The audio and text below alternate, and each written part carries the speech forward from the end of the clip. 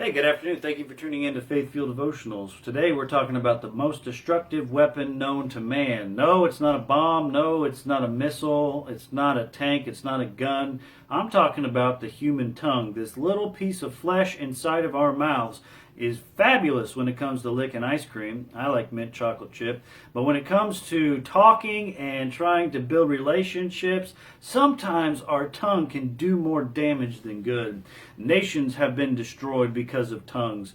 Families and friendships have broken up over words we say with our mouths. We have to be careful about what we say and how we say it.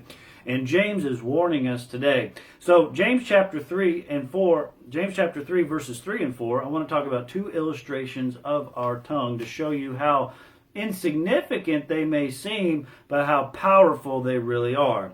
Verse number 3, we see, "Behold, we put bits in the horses' mouths, that they may obey us, and we turn about the whole body." So our tongue is like a bit in the horse's mouth.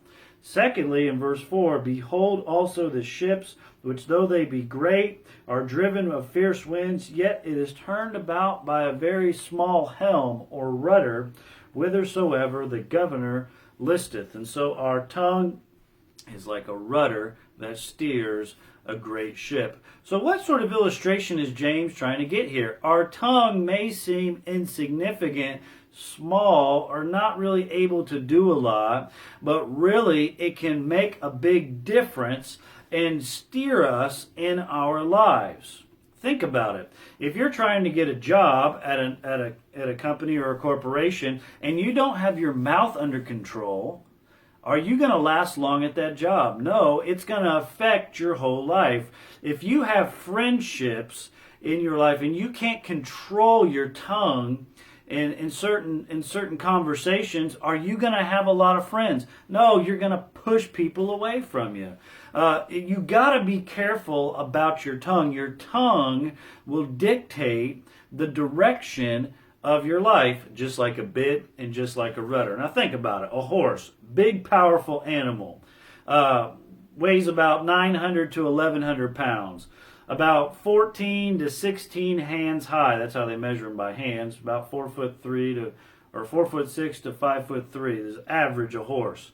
On average, a horse 45 miles per hour can run at a maximum. If you ever ridden a horse before, most people in Vigo County or grew up around agriculture know what it's like to be around livestock and horses. And if you've never ridden a horse, you should do it. It's a fun thing. It can be kind of scary too if you're not used to it, especially when you get galloping on a horse at a decent rate of speed. It can be very, very nerve-wracking, but think about it. There's a little piece of metal called a bit that goes into the mouth that's connected to the bridle, which effectively is a bunch of leather and metal put together to cover the horse's face. And then those are connected to reins, which are pieces of leather. And you can steer this big, powerful animal literally with a very small piece of metal connected to a bunch of leather. Amazing. It's amazing. You can stop a horse. You can steer a horse. So it is with us. We have this power to do great and mighty things in our life. And we also have power to destroy in our lives. And it's dictated by what is coming out of our mouth, this tongue, this little piece. So it is with the big ship, these huge ships. I've never ridden on a ship. Want to one day. But here you have these big, powerful ships, and you can simply steer it with this little piece of wood on the stern. Underneath the water, the rudder can guide it whithersoever it goes. It can go against the wind. It can go with the wind. It's really an amazing thing. So it is in our lives. My friend, we have to be careful about the things we say. We need to make sure that our tongue is harnessed and is in control, and the Lord is on our horse guiding our tongue. We got to make sure the Lord is the captain of our ship, steering which way our tongue goes. And as James said already in this book, in chapter 1, he gave several references to the tongue. He said, let every man be swift to hear, slow to speak, and slow to wrath. It's better to listen more and talk less. In verse 26, if any man among you seem to be religious, and he doesn't bridle his tongue, he deceiveth his own heart, and this man's religion is vain.